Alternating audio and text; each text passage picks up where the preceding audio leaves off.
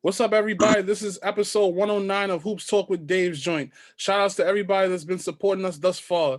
For those who haven't seen any of our episodes, go check us out on YouTube, Facebook, and IGTV. Shout outs to everybody that's been subscribing to our YouTube. We just reached 100 subscribers today.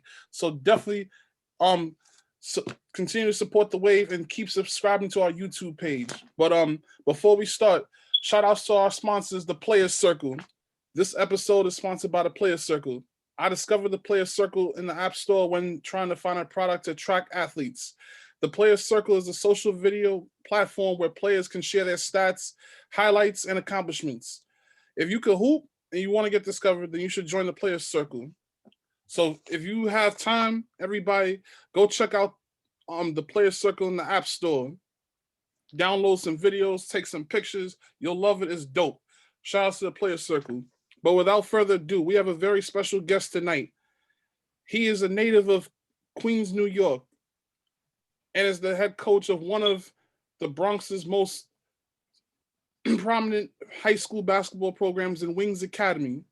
Tonight, I give you Mr. Billy Turnage. Billy, hey, what's up? Thank you for coming on to share your story, man. Thanks for having me. Appreciate it. Indeed. So let's start this off. So, what's Billy Turnage's coaching philosophy?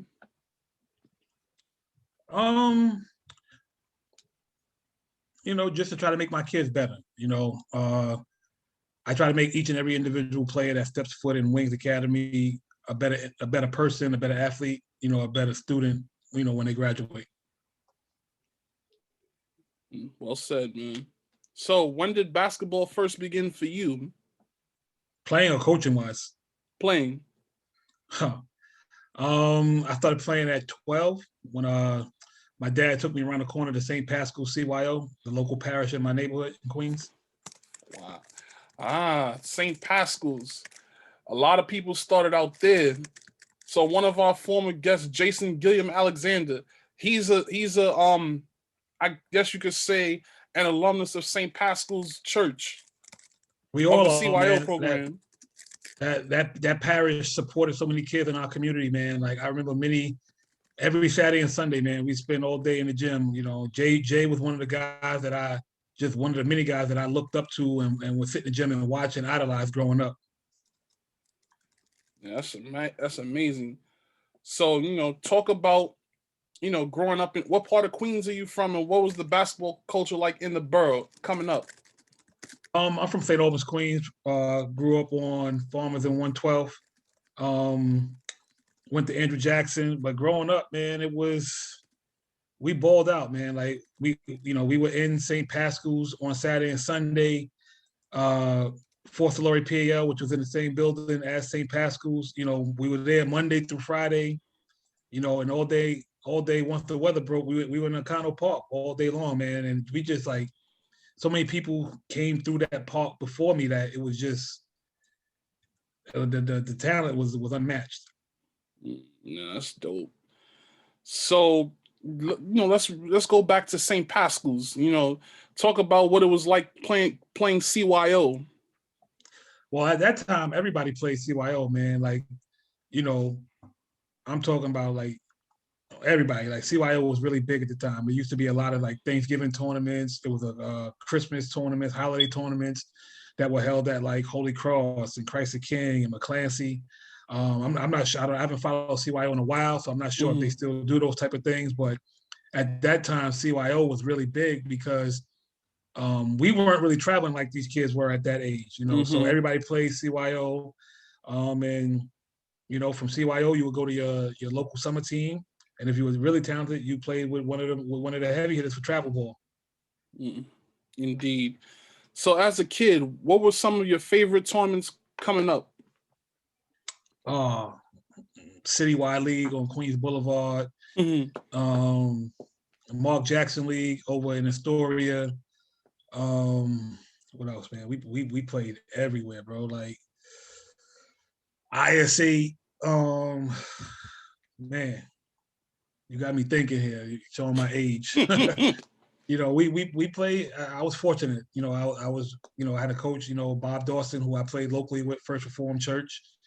He made sure we played in a lot of local stuff, man. Wow, man. It seems like IS8 has been around forever. Forever. Before me, my dad, my dad told me a story. He used to take me to IS8 when I was a kid, and he had to hold me in his arms. So, I mean, we're going way back. That's amazing, man. So, what led you to go to Andrew Jackson? Well, I went to Holy Cross first. All right. So let's start off with Holy Cross. So actually, while I was playing CYO, we played in a holiday tournament at Holy Cross. And I attended. My dad used to send me to the summer camp at Holy Cross. Mm-hmm. And Coach Constantine, who was the freshman coach at the time, asked me where I was going to school, if I had any interest in coming to Holy Cross, and I went there. Unfortunately, we couldn't afford tuition. So my junior year, I had to leave right around the time that my grandmother passed away. So I did my senior year at Andrew Jackson. So what was what was Holy Cross like back in those days? Holy Cross is great, man. Like when I walked through the door, at that time we had Richie Ashby was a senior, and Richie, took me under the wing, showed me a lot of things. Andre Ulrich was there. He's from my neighborhood, played at St. Pascal's, played in Econo Park. So that was big, bro. I learned a lot from those two. Richie went to UConn and then Rutgers, I believe, and Dre played at Pitt. So they kind of showed me the ropes. Yeah, man. Like, it sucks that unfortunately you guys couldn't no longer pay the tuition, but then again, that's sadly the reality of a lot of families. So, like, I'm sure tuition was a little cheaper than it is now. Way cheaper.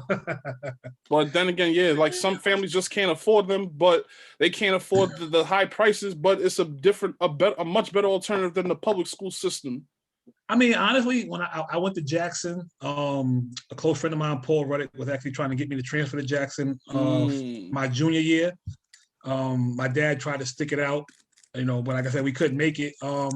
But going to Jackson was a great experience, man. Playing for Coach Granby, he taught me so much more than basketball. He taught me how to, about growing up being a young Black man and, the things that you had to do in order to have success as a young Black man. And, a lot of stuff that, he used to say in practice and at games, I say to my guys at Wings now, and it's just applicable. And, until he passed away a couple of years ago, Coach Granby used to come to my games. He always called me, he checked up on me.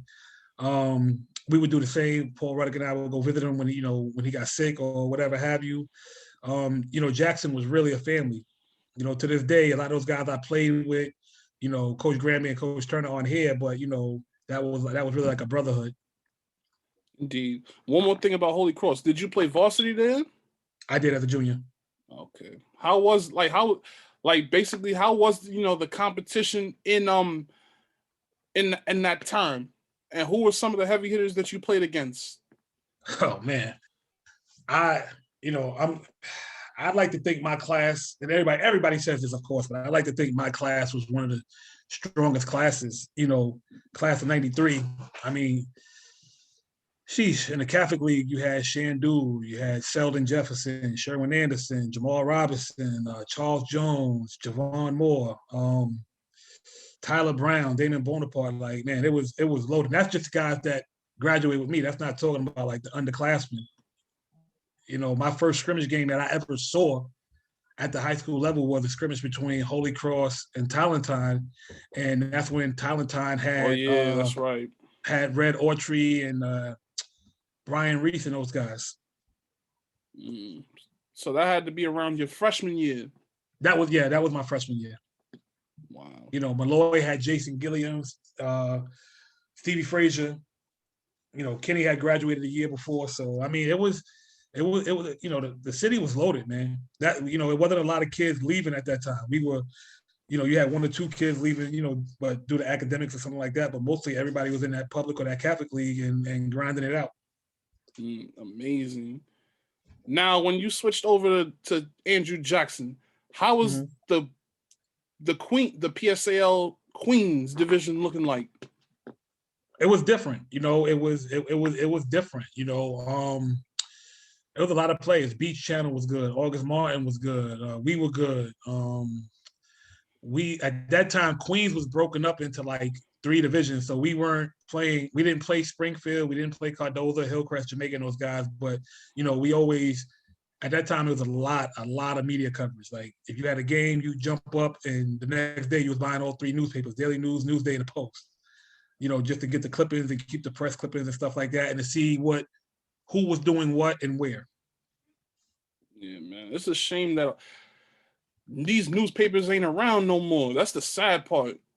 Well, they're here. We just don't have media coverage for whatever reason. They've done away with the media coverage, and yeah, man. But it's not across the board though. Like if you look at Long Island gets a lot of media coverage in their newspapers. You know, unfortunately, same with Westchester, right? Unfortunately, for whatever reason, in the 5 boroughs, they don't cover high school athletics like that. Yeah, I mean, it's a shame. Like we had MSG Varsity, News 12 Varsity, then they did away with that, and now News 12 Varsity is reduced to basically a minute segment on TV. Sadly, but it is what it is. But yeah, so also around that time, you went to school with a very famous celebrity, 50 Cent. How was 50 at that time? I didn't know him. Honestly, I didn't know never. Him. Oh wow. I didn't know him. I want to say he was 2 years younger than me. You know, I didn't know him at that time. Wow. So wow, that's crazy. Like years later, when he got famous, like did you be like, damn, I went to school with that dude? Nah, because like I said, I didn't know him. I didn't see him. I didn't know him. Like, wow. I stayed in my lane, man. I was a basketball player. I hung out with the basketball players, you know, and kept it pushing. Yeah, man. So shout outs to the Andrew Jackson High School class of 1993. And for those that don't know, Andrew Jackson is now Campus Magnet High School. Yep. So if you guys are looking for, if anybody that's seeing this is looking for, trying to look up Andrew Jackson, go on Wikipedia. It's gonna come up as Campus Magnet. So how was your collegiate recruitment looking during your high school days? It wasn't heavy. You know, I was an average player. You know, I think a lot of times, you know, and this is, you know, I tell Ty, I don't fall into the pitfalls that I did. You know, I didn't do the extra. You know, I was happy getting, you know, whatever I was getting on the court and just playing. I wasn't getting up early. I wasn't going to extra workouts. I wasn't doing all that stuff.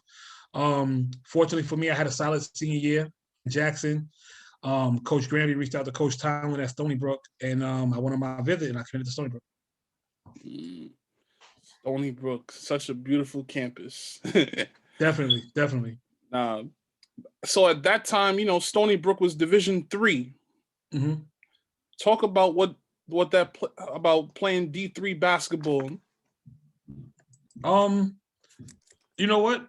You know, we were transitioning from 3 to 2, so our schedule was a mixture of 3 to 2, and it was a lot tougher than what you would expect. Like I think growing up as an inner city kid, you know, you don't really look at Division II, Division III, and those type of things. Because you're watching ESPN, you're watching, you know, CBS Sports, and you're on the weekends and you're seeing all those big time schools. So there's a lot of information at that time that we weren't being given.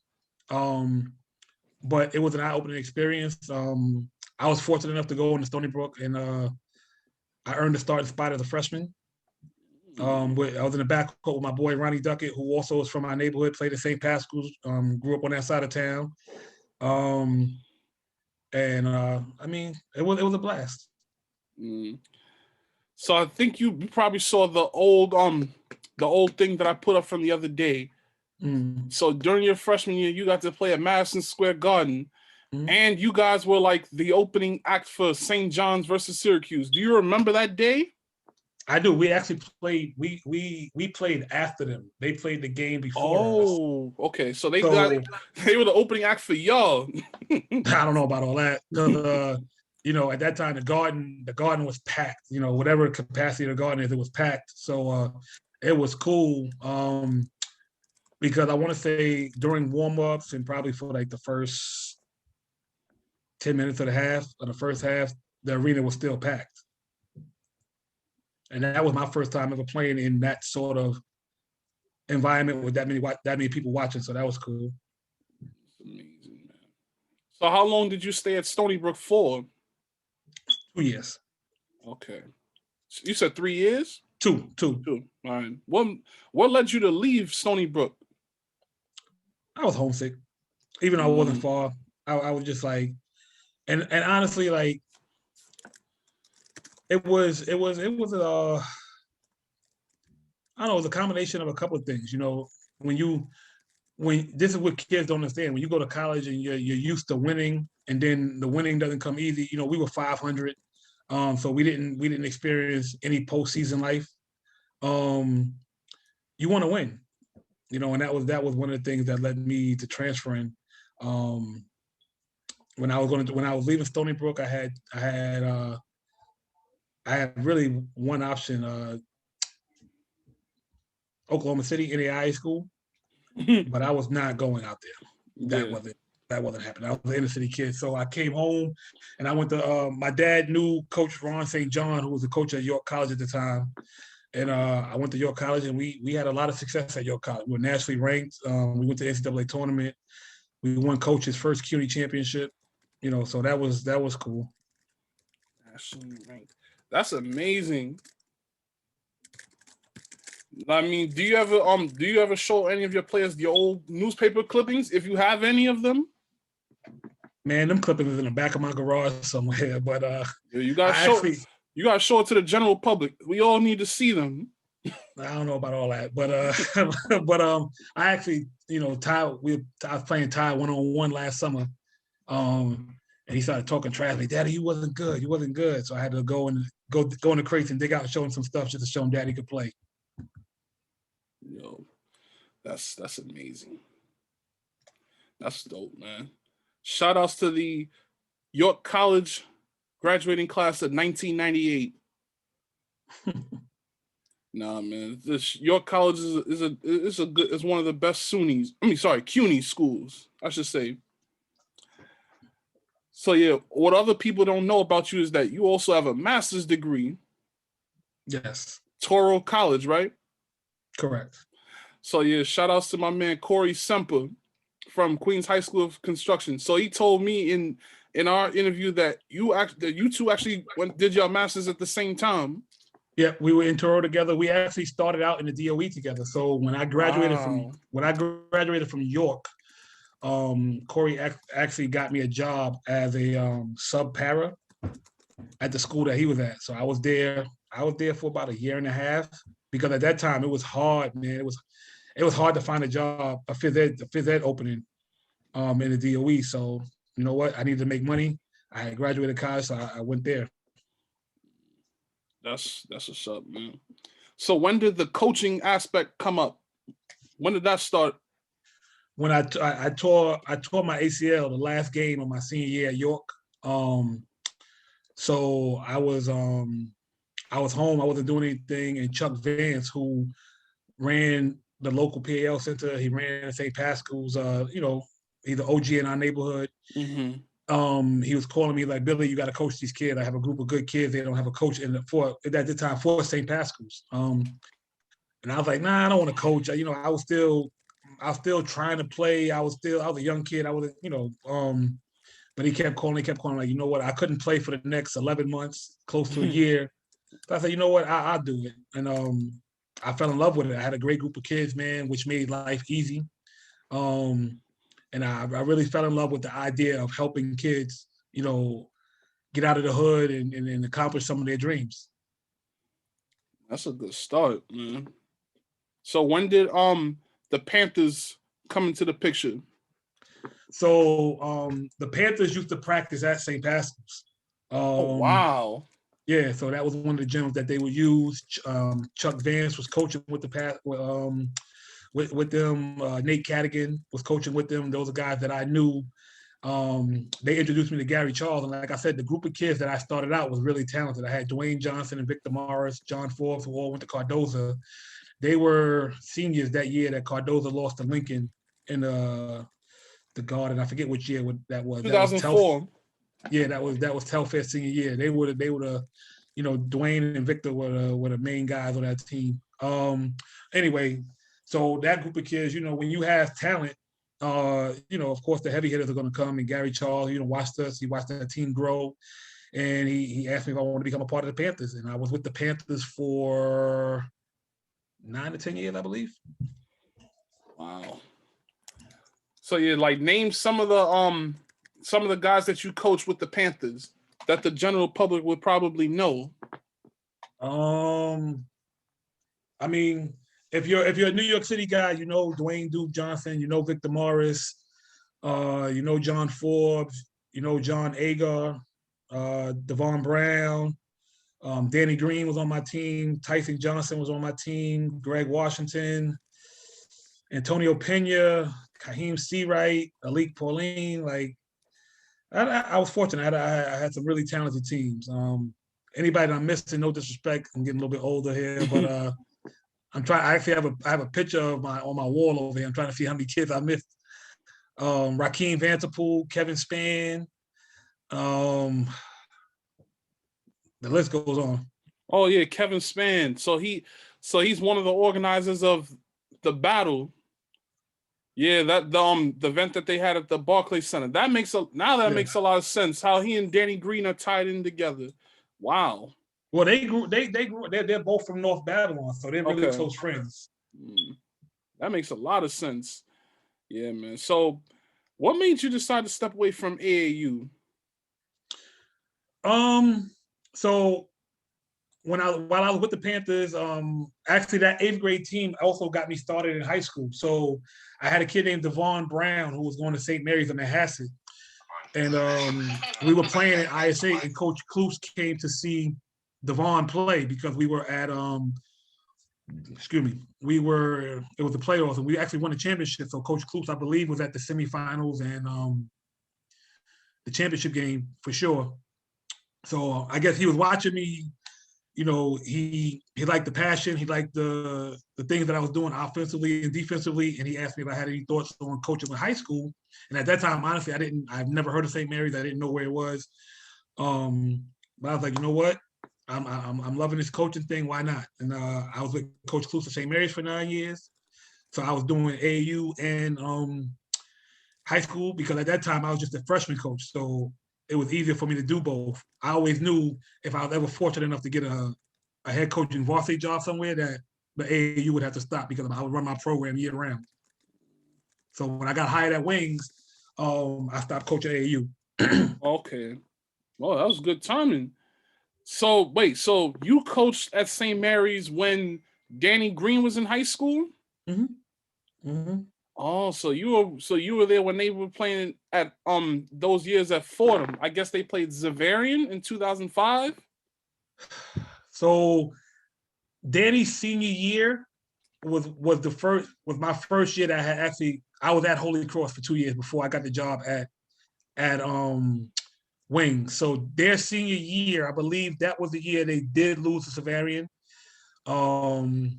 Previous years we lost to I believe it was St. Raymond's one year, but it was crazy, man. They didn't, you know, Coach Kloops is like my Mr. Miyagi, man. I think he's one of the greatest basketball minds of all time.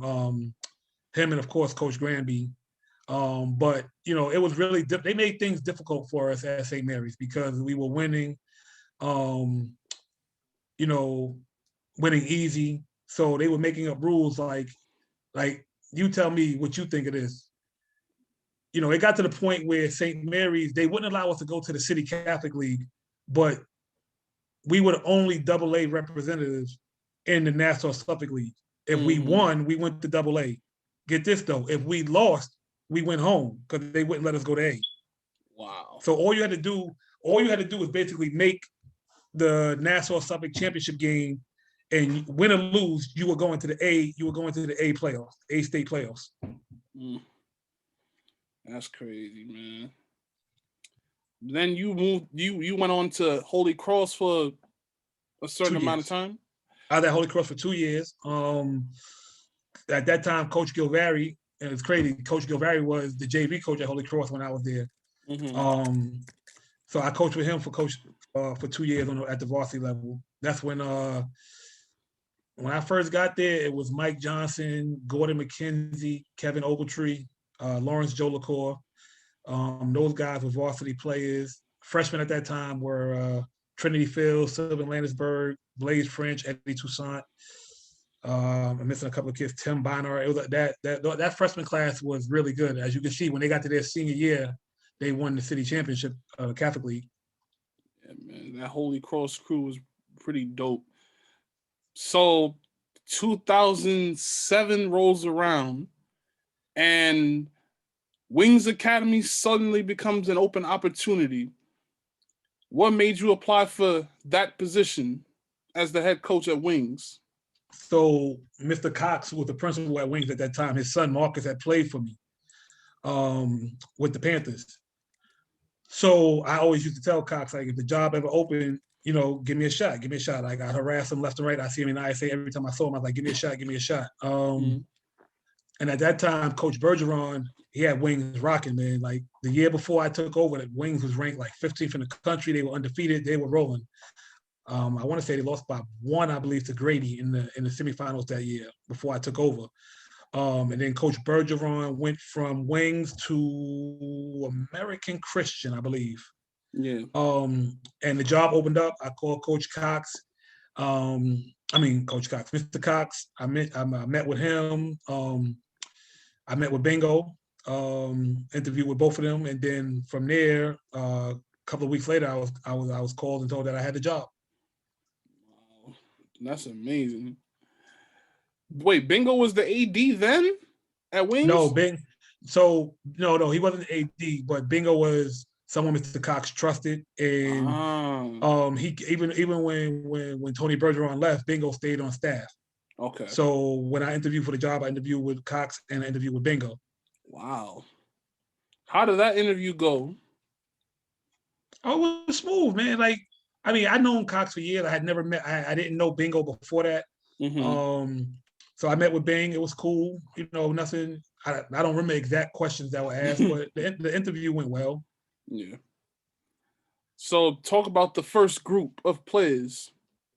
Man. So again, I feel I've been very fortunate, right? So that first group, I had Jamie Harris and Kidani Brutus, Jabbar Ford, BJ Warrington, David Williams, Ronald Baker, Kevin Apoku, right? But what made my transition to Wings so easy is while I had never coached those guys, Jamie and Kidani knew of me. I knew of them. So the fact that they brought into my system and what I was, trying to implement at that time, which was different than Coach Bergeron's, made life easy, because when your two best players buy in, everybody else is going to follow suit. Oh, yeah, man. Jamie Harris went to Drexel. Kidani Brutus went to Manhattan College. That's what's up, man. They were the very first. And then, and this is another reason why Wings was so successful. The fact that you guys had a lot of Catholic school transfers. I wouldn't say a lot, man. But it was a good amount. I would say that. That first team I had, we only had 2. But even then, still though, Christian Force came afterwards. That was a different, those were different teams though. So I had 2 on that team. I don't think I ever had more than 2, maybe 3. If that. I just had, man, listen. You mean in total? Each team. It wasn't a lot of, I never had a lot of Catholic school transfers. I always thought it was more. I thought not at one time. Okay. I just had a bunch of hardworking Harlem, South Bronx kids, man, who were hungry and wanted to get out of their environment. They brought into the system that I was teaching them, and they knew that would help them get out of there. Yeah, man. Now, 2000, I remember my junior and senior year, Eagle Academy came into the AA, and I remember you guys used to blow us out bad. And it felt like for 10 years we could never beat y'all. Never. I'm like, as an alumnus of Eagle, I used to feel for them. It's like, damn, man, they had all the players and they could never win. But the more exciting rivalry was that y'all had at that time was with Kennedy, because you guys were neck and neck. Let me tell you something. I have a man, Coach Mathis. My first couple of years at Kennedy, the battles with Wings and Kennedy were super intense, right? But it was Coach Mathis playing at 1-1-3, right? And it used to have me flustered. And to be honest with you, that first year, I couldn't figure it out. I could not figure out, like, I'm like, is it a 3-2 or 1-2-2? Like, I couldn't figure out what it was. So I actually reached out to Coach Bergeron. And once he told me what it was, we figured it out. But I mean, the battles with Wings, Kennedy at that time were amazing. You know, I have a lot of respect for Coach Mathis. He was actually coaching Kennedy when I was at Jackson. We played against them at St. John's. Oh yeah, that's right. He's been around that long.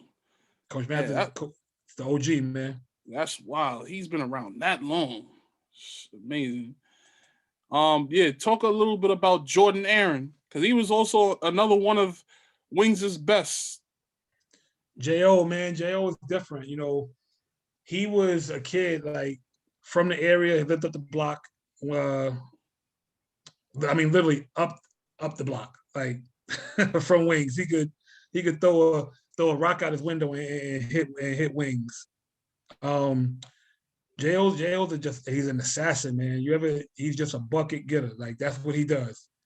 Like, give him the basketball and get the hell out of his way. Yeah, man. He was a really good scorer at that time, man. Shout outs to J.O. Deshawn Wiggins was another one of your talented players. I wonder whatever happened to him, man. He's playing professionally in Germany. Oh, that's what's up, man. That's what's up. He is really good. He was really good, man. Another bucket getter, bona fide assassin. Right. Then later on down the line, another thing I want to ask. So you guys had one of the smallest gyms in the city. You guys had to either play your home games at Bronx Regional and now later at My Hall 5. Like, how was it getting gym time?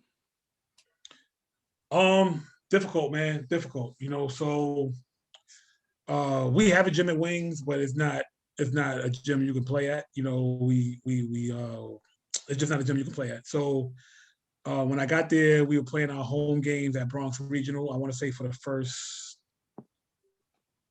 5 years, maybe, of my coaching tenure at Wings, we were at Bronx Regional, which was a great resource for us. It was a small gym, but the environment in there was bananas, you know, especially when we played Kennedy. Like, those games were just like standing room only, you know, playoff games were standing room only, you know. So those were great games. Then Mr. Cox knew the principal at Mott Hall 5. And at that time, Mott Hall 5 didn't have any high school teams. They were just a middle school. And he offered the gym to us. So then we've been playing our games there ever since. Man, love that gym. Even though it's in the basement, you know, I still love that gym though. And listen, that's our home, man. It gets rocking in there too. Yeah, dude. I've probably been there maybe once or twice, but yeah, that gym gets crazy. You don't mess with us. You equal the love, man. That's not true. That's not. Listen, that's not true. I work in Brooklyn, man. I wish I had the time to come to more games uptown, but then again, it's like that's another thing with this pandemic. You know, I kind of miss it a little bit. You know, being able to go to cover high school games. Like, we didn't have any this year. Jersey right now, they're kind of like, I want to say, picky over who they decide to let come in the gym, or some of them schools have no media at all. Like, it's a crazy time. But when we did have basketball, you know, it was tough because I would sometimes cover, you know, the Catholic school games, the public school games, and I had the Jersey games and the college games on top of that. So it was a lot. Hey, listen, man, I'm just busting your chops, bro. You're actually doing a great job. I appreciate it. No, but yeah, I would next year when everything goes back to normal, I'll definitely come out to more Wings games. But every year it's that one game that that I have to be at when y'all play Eagle and Wing. I'm sorry, yeah, when y'all play Eagle at Eagle. That's one of the games I have to be at because it's a crazy atmosphere. Yeah, it's always some type of it seems like every time I go to that specific game in that gym, something always goes down. Damn, like what? You know what I'm talking about. I had no idea. It'd be put it like this. It's kind of like a Yankees Red Sox game in there. I'll leave it at that. But yeah, but yeah, going back to the history of Wings. So that 2013 class, you had 3 really good players in Jaquan Brown, Marv Burrow, and Cisco Infante. 2 of whom I went to college with at Delhi. So talk about that crew. Oh, those are my guys, man. Like, let's not forget about Davon Reagan. And Desure Buie was a starting point guard on that team when those guys were seniors. Yeah. And that team was special. That was they were in the middle of one of the teams because we did something that's really special. We went, I'm not sure if it's 9. I know it's 9, not sure if it's 10 years without losing a Bronx AA game. That's what we're talking about right there. You guys had the Bronx on lock for years. Yeah, but you know what? I couldn't have did that without the players. They brought in and they to this day they wear wings on their chest. They bleed black and white, man. And when you have those type of kids who believe in you, believe in your program, believe in and harp on every word, everything else just comes easy. But those guys, they all went to school. They're all productive people in life right now, which is more important to me. So I love it. And also for everybody that be on Instagram, there's a new comedian by the name of Ray, aka Ray Pender, who also played at Wings Academy. He did. So talk about that one year that you had Ray. Ray came in, man, and Ray provided a valuable asset as a senior for us. He transferred in from St. Ray's, and he didn't have anything on the table. And, when you get a senior that doesn't have anything on the table, it could go one of 2 ways, extremely well or really bad. When I say really bad, meaning that senior knowing they don't have anything and they're looking to try to get it all done in that 1 year. That wasn't Ray. From the moment that I spoke to his parents and him together and I explained to them, what my plan was for Ray, his parents were great, Ray was great. And they just brought in, man. They just brought in. And, Ray had a really, really solid senior year for us. Indeed. Now, the Jordan brand came into play a couple years later, and you guys still have that sponsorship. Talk about, joining forces with the Jumpman. I mean, that's a beautiful thing, man. It just shows the hard work and the commitment and dedication of every coach and every kid and every administrator who helped make Wings what it is today. When you're able to get sponsorship, it makes your life really easy, not easier, I should say, as a coach, because you don't have to raise money for every single item that your team gets, from book bags to sneakers to sweatsuits or maybe a hoodie or something. So everybody looks uniform. The sneaker companies provide that. And we're very grateful to Jordan Brand for sticking with us. Yeah. I remember, I think it was 1 year, probably around 2017, when they had I guess it was you guys in Scanlon in the gym with A Boogie. Oh, at the Terminal. Jordan gym. Yeah, the Terminal 23. Yep, for sure. And that was a good. I've seen the video the other day. That was really cool. It's a shame that Terminal is no longer around. Like that was probably one of the most exclusive gyms I've ever seen. That was actually Terminal was actually our home gym for 2 or 3 years with our home gym. Yeah, man. So how was it having Terminal as a home gym? Oh, it was great. It was great because you walk in, and when you come in, you had the big lit up Jordan brand sign in the front. And you come in and you go to each locker room. You come out, music blasting. You see Jordan brand all over the place, all over the walls, the jump man on the floor.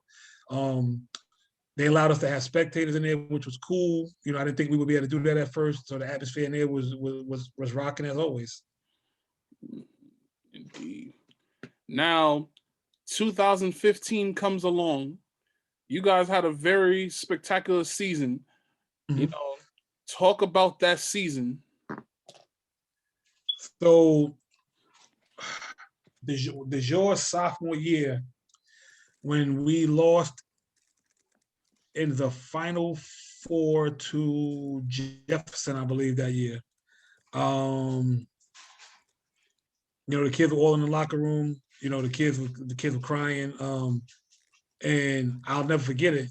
That year, that day, actually, Desure was like, "Coach, I love you. We're gonna get one before I'm done." And he actually made me. He bet me. Well, made me say if he won one, I had to say he's the best point guard to ever play at wings. So that's how he earned that title that he runs around with now. But 2015 was special, man. It was, and I think our early departure in the playoffs the year before helped us. We lost in the quarterfinals when that group was juniors to Brooklyn Collegiate at Hunter College. Wow.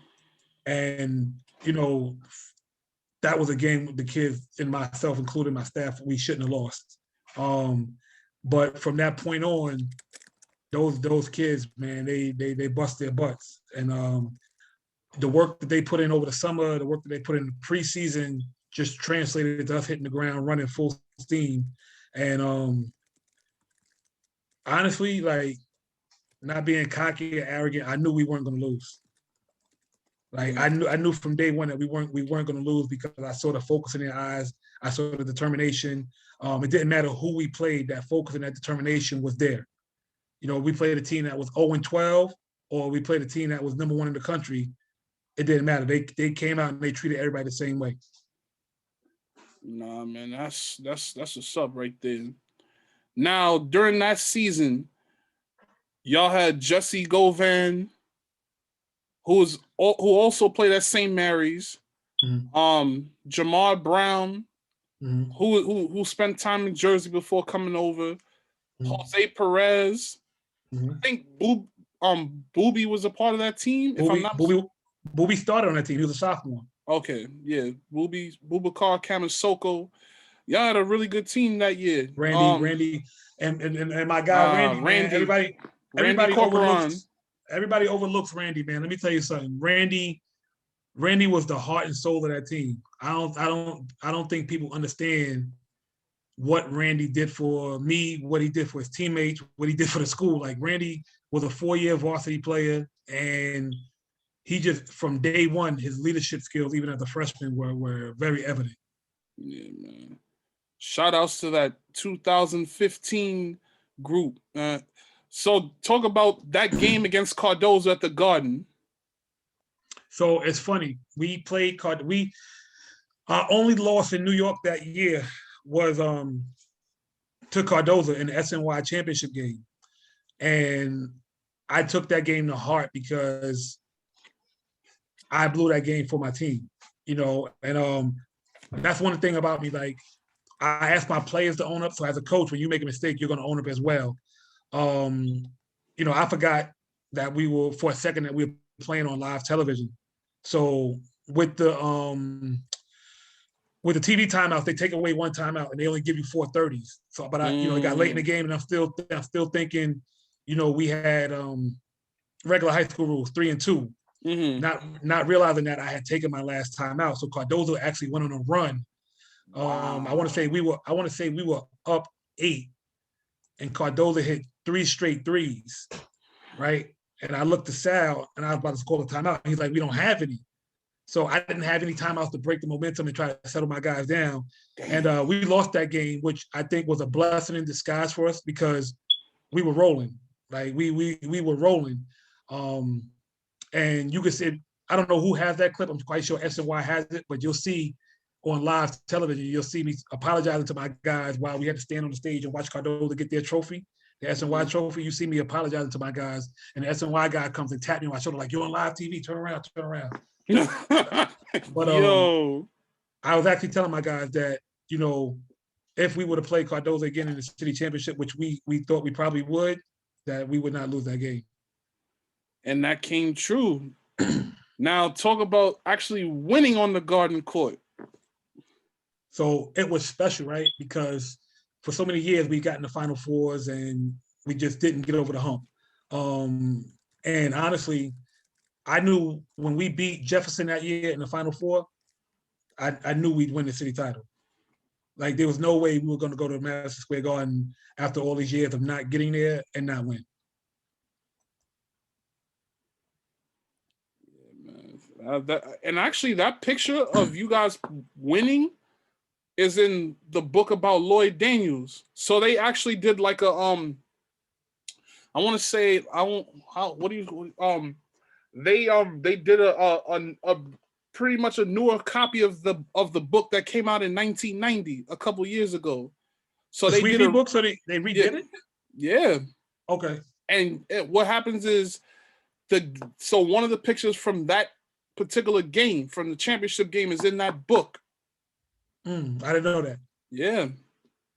So that book, John Valenti, they did a reissue a couple years back. Oh, okay, that's cool. That's dope. So everybody that supports Billy Turnage and Wings Academy, or any of the seniors from that team, go check out Sweet Pea and Other Playground Legends, the reissued version. And I still got the original version. One time I think I bought it for $60 on Barnes and Noble, when I could have gotten it on eBay for like a cent or something like that. Right. Yeah, man. So I think you guys played the State Federation tournament in Albany. We did. Now, you guys were state champions. Talk about that. So that year, like I said, that year was really something. So exactly before we even get to the state championship game, we played Shenandoah, who was, I think, if I remember correctly, Shenandoah High School was maybe, I don't know if it was 5 minutes or 5 miles, something like that, from University of Albany where we played. So I'm watching them. They were good. They actually had the Herder brothers. One of them is on the Hawks right now. And I want to say, if I'm not mistaken, I believe they were number 1 in the state at that time. And we played them in the semifinals. So we get up there and we're in the locker room, we changing, and we come outside and the arena is packed.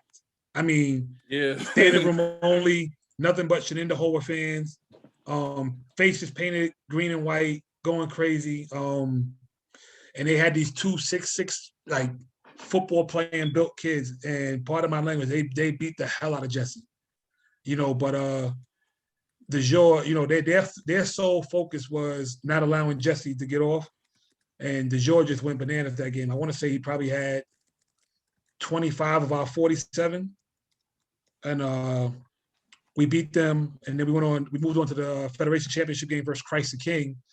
And that day, I like to say the basketball gods were on our side because Christ the King they were beating us by, I think they were beating us by 12 in the fourth quarter with 6 minutes to go. And we just went on an unbelievable run. We started getting stop after stop, and every stop we got, we hit a 3. And before I know it, I was into the game. My guys were into the game. I looked up. We went from down 12 and we were up 6, and in like no time. And we went on to win the Federation. That's amazing, man. I mean, Wings had won a city championship before in, I think, the A division, but they never won a state federation championship. And y'all and that group brought them that. And not only did you guys win the state championship, but y'all also got to play against Oak Hill and Dick's Nationals.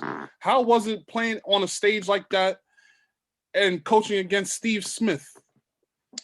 It was an honor. You know, Coach Smith has been coaching Oak Hill since I was in high school. You know, everybody's aware of the powerhouse that Oak Hill is. We were presented with the opportunity to play in the Dick's Sporting Goods Invitational at that time, on national television, live ESPN, and I felt like 3/4 of my team, that was something that they would never experience in their life. You know, and so for them, I thought it was something special. Me getting to match my coaching wits against, you know, the legend that Coach Smith is.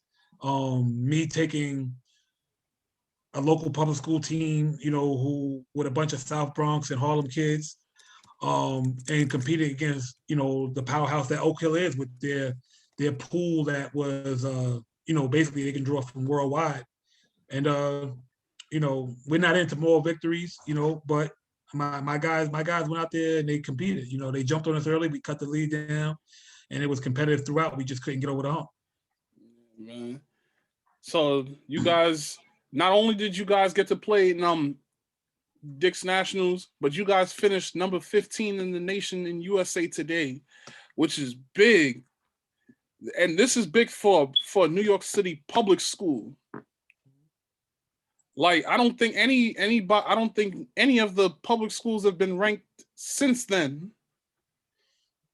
Well, I'm not sure. I want to say, I feel like the next year when Jefferson won city and state, I'm not sure where they finished, but I know they were nationally ranked. Then the year Tiny came back and he won it, I think they were nationally. Yeah, I think they were nationally ranked as well.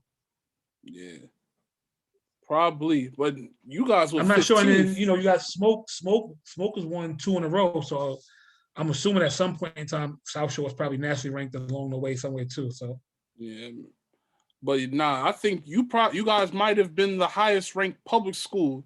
I could be wrong, but I mean it's possible. I mean, listen, you saying it, I'm gonna roll with it. I don't have any information to say otherwise. Yeah, so I gotta look that up. But yeah, man, that 2015 team set the trademark for a lot of future Wings teams. You know, you also have honestly, that team won it all.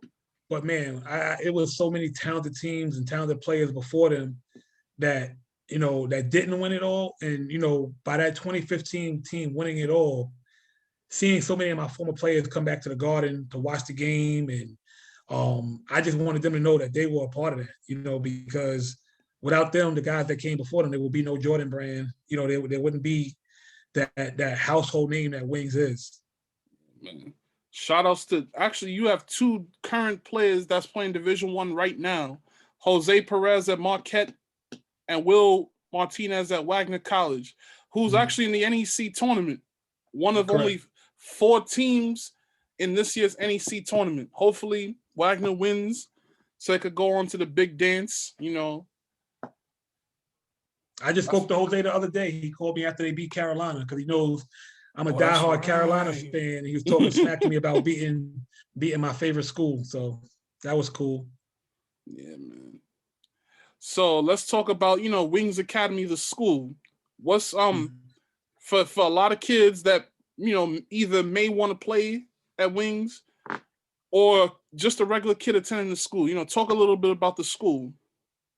Well, it's a small school with only 2 floors. We're located on East 180th and DeVoe. You know, half a block from the 2 to 5 train station. You know, like I said, we're a small school, 2 floors. We have less than 500 kids in the building total, which makes for a great learning environment, small classroom sizes. We have a new principal now, Dr. Contest. You know, Cox retired, and we had Miss Tawana Williams-Gray, who was great. And now we have Dr. Contest. That's what's up, man. So, I mean, every day, for those of y'all that ride the 2 and 5 train, you could literally see the school building, the insides from the 2 and 5 train. Yeah, correct. Shout outs to Wings Academy, man. It's a wonderful school. Now, let's talk about your son, Ty Turnage. You know, let's talk a little bit about him. He's a special player in the class of 2025. Correct. That's my guy, man. I'm such a Carolina fan. When I found out my wife was pregnant, I ran out to Home Depot in his room. I painted his room Carolina blue. But he was born with a ball in his hands. From the day he came home to the hospital, it was a basketball in his crib. I believe Coach Bingo has a picture. I got to ask him of me coaching a scrimmage, holding Ty as a baby at Fordham Prep. But man, he's a hardworking kid, and I'm not saying that because he's my son. He works extremely hard. He wants to be good. He wants to earn everything he gets. He doesn't want anybody to say you're only getting this, that, or the third because your daddy coaches wings. He's a smart kid, man. Like, to be honest with you, he as a parent, he's a dream. He's a good kid. Great grades, great attitude. Works extremely hard. I think the sky's the limit for him, honestly. Next year, he will be playing at St. Ray's. Correct. Was there ever an option for him, coming to Wings to play for you? So, honestly speaking, it was never an option for him to go anywhere else. But right before the pandemic, we got a new principal, Dr. Contest. Like I said, I didn't really get a chance to know him in that fashion. So, I began to allow other schools to, talk to Ty, and, try to recruit him and stuff like that. And then, Coach Lopez did a great job. He established a relationship with Ty. I let Ty play with Wings and Gaucho round ball. Ty plays with the Gaucho, so Coach Lopez is coming to practice, coming to the round ball games, and he developed that relationship with Ty. And honestly, that's what Ty wanted. I get a lot of questions of, oh, you're the coach of a really good high school varsity team. How would you let your son go play for somebody else? But I'm a father first. Right. I'm a father first, and his dream, was to play in the Catholic League. Who am I to deny that? If he had that opportunity, the opportunity presented itself. So as his father, I had to support that. Yeah. I mean, everybody could say what they want, but at the end of the day, as a parent, you have to support your child and their wishes. And honestly, St. Ramey's is not a bad academic school at all, No.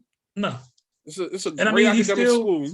He still has me, we'll still break down film, we'll still work out. So, I mean, it's not like I'm not here because he ain't playing for Wings. Yeah. But then hopefully, I could picture you now. You're just going to be watching the game, just there. You ain't even going to be screaming or nothing. But you know what? I hope. And you know what? I'll be screaming. I'll be screaming. But I mean, honestly, like my goal was always coaching in high school, right? But now that I give it more thought, I actually get to be a parent. I get to enjoy my son. Whereas if he was playing for me, I wouldn't necessarily be able to just enjoy him because I'm focusing on the whole. You know what I mean? So with him going to Rays, I'm actually able to go to games and just enjoy and support, my son.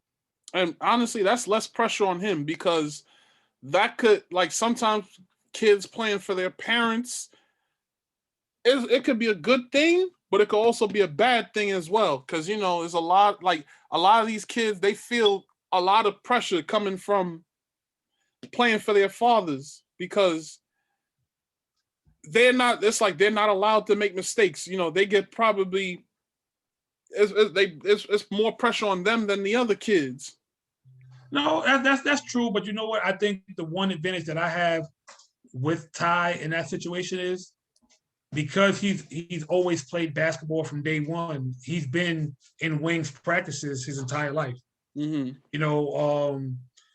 So, he actually started physically practicing with us when he's in 5th grade. So Oh, he wow. thought the only thing he didn't do, like any drills we did, any preseason stuff we did, any dummy offense or dummy defense stuff we did, he was involved. The only thing I didn't let him do was the physical, actual contact stuff. So once he got to no, I'm sorry, in 5th grade, maybe 5th or 6th grade, he started the actual whole practice. But my point is, I've been fortunate where we never had that daddy coach conflict. So that was good. We never had those issues. Of course, some of the car rides home were heated and stuff like that, but we never really had that daddy coach conflict. That's good, man. Shout outs to Ty.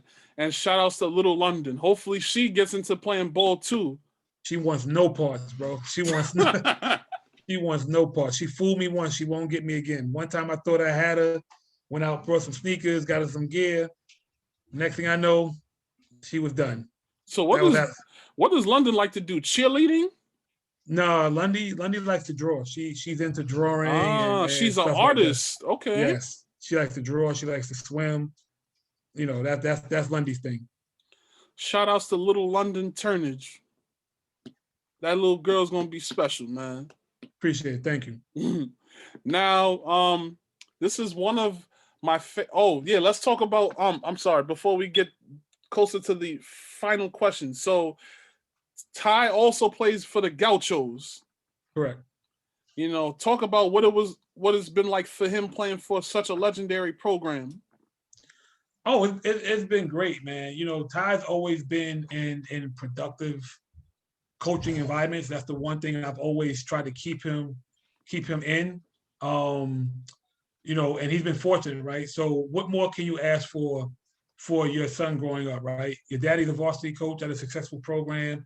Your AAU coach is a varsity coach at a successful program. He's played for Mitch since coach Dwayne Mitchell since 2nd grade. He played for Mitch from 2nd grade to 7th grade.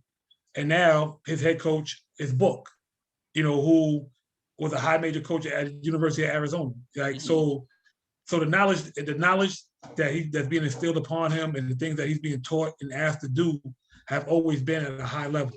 As his father, as a basketball person, I couldn't ask for more than that. Indeed. So you already know what to do when the recruiters start coming around. Being that you've so it's gonna be second nature, but only this time you're gonna be doing it as a parent and a coach. Nah, strictly a parent, man. Strictly a parent. Just right. A parent with extreme knowledge. Indeed, facts. So this is one of the questions that I love to ask before I get to the final question. If you could go back in the time machine to 1998, what would you tell a younger Billy Turnage as he transitions from playing into coaching? What would I tell a younger Billy Turnage?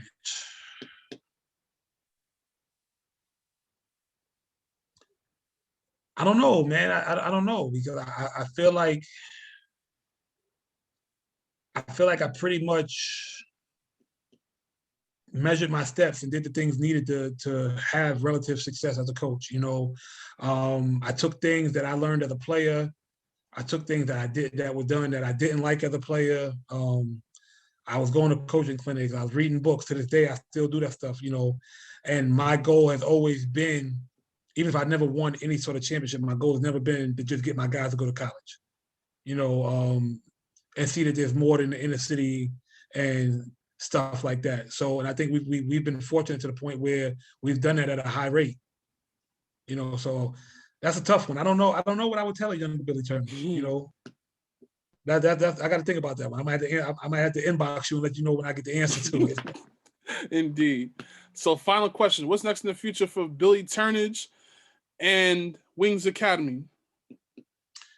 Man, we're gonna try to right this ship after the pandemic, man. I haven't really been able to be hands-on with my guys, and this March will probably make a year. I think we've had a small pocket where we've been able to get to the park, a couple of times and do stuff like that, but nothing intricate. So, my goal is to get Wings rocking and rolling again, just like everybody else, man. The pandemic set us back a lot.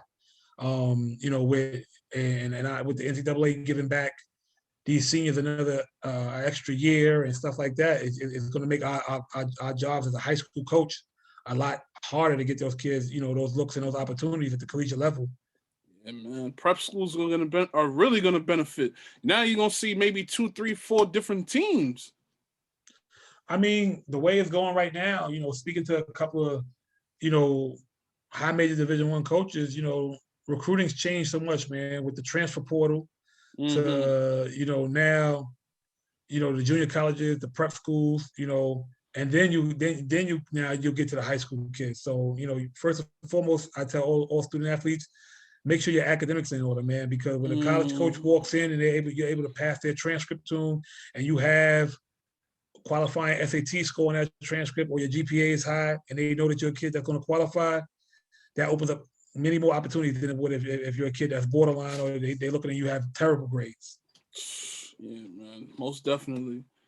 Bill, thanks for coming on. And I wish you and the Wings nothing but the best moving forward. Appreciate it, Dave. Thanks for having me. Indeed. Well, everybody, this is episode 109 of Hoops Talk with Dave's Joint. Shout outs to my guy, Billy Turnage, for coming on to share his story. For those of you guys from St. Albans, Queens, former players and coaches at St. Mary's, Holy Cross, the Panthers, and Wings Academy, and those of you guys that have known Billy for years on years, go check this out on YouTube, Facebook, and IGTV. Stay safe, stay blessed. Peace.